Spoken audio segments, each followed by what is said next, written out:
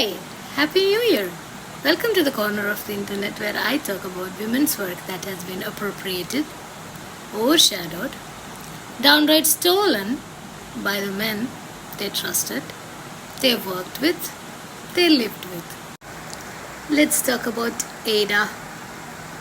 She was the first computer programmer, and I bet you don't know about her.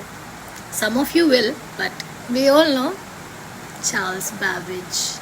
He stole her work. I mean, they collaborated, but still. It was during her time of collaborating with Charles Babbage, creating the analytical engine, the first precursor of modern computer.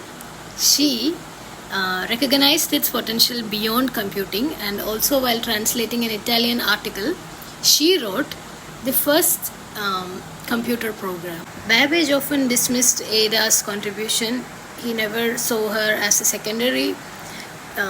He always portrayed her as a helper rather than a co-author. And worse, the peer at the time, the male white scientist of the time, couldn't digest the fact that all these ideas came as a collaborative work, or most of them were downright Ada's, a woman's.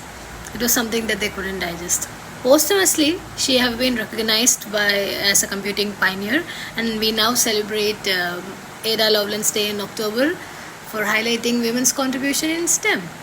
Let's talk about Alice Guy-Blaché. She was one among the pioneers of filmmaking.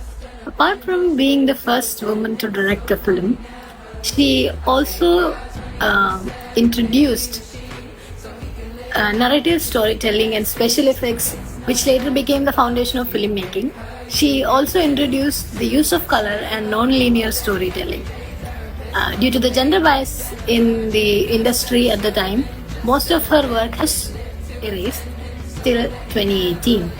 The documentary directed by Pamela B. Green, named Be Natural, The Untold Story of Alice Guy-Blaché, which was a shining light on her role in the development of early filmmaking, had an in-depth exploration in her early life and career, and that's how we rediscovered her work. Her legacy as a trailblazer for women in film continues. Let's talk about Lise Meitner, the unacknowledged mother of nuclear fission. Meitner, a theoretical physicist, worked with Hahn to understand the behavior of uranium, especially when it was bombarded with neutrons. She, along with Hahn, collaborated with her nephew Otto Frisch, provided a theoretical explanation for this phenomenon, later named as nuclear fission, and this would become the foundation for nuclear weaponry.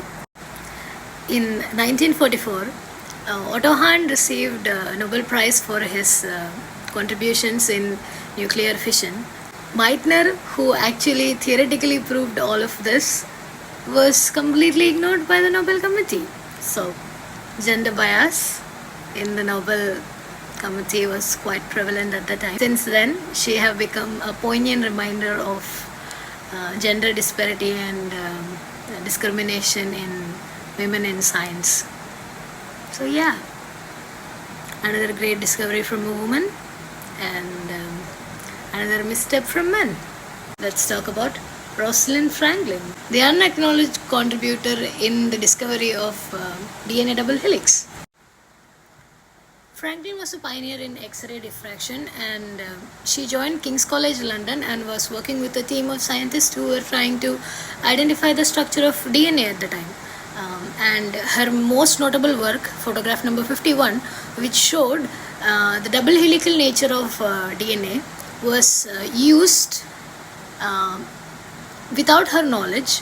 Her data, her photograph, were used by a team of researchers in University of Cambridge, whom we know as the famous Dr. Watson and Crick. This was the foundation on which they built their double helical structure of DNA. Sadly, Nobel is not given posthumously, and she passed away due to ovarian cancer in her 30s, while Watson and Crick shared a Nobel with Maurice Wilkins in 1962. Rosalind never got a chance. Also, the funniest part is Watson in his autobiography went as far to describe Franklin as difficult, and also made disparaging comments about her, her appearance, her demeanor, and reflecting the gender bias at the time. Working in science, fun. This time we are going to talk about Margaret E. Knight. She is the woman behind the paper bag machine. She is a mechanical engineer who designed a machine that could fold the paper in the bottom and make a flat bottom paper bag which will not collapse on its own weight. This was revolutionary at the time. As usual, a woman invents something that is incredible and a man wants to steal her credit. Who's surprised?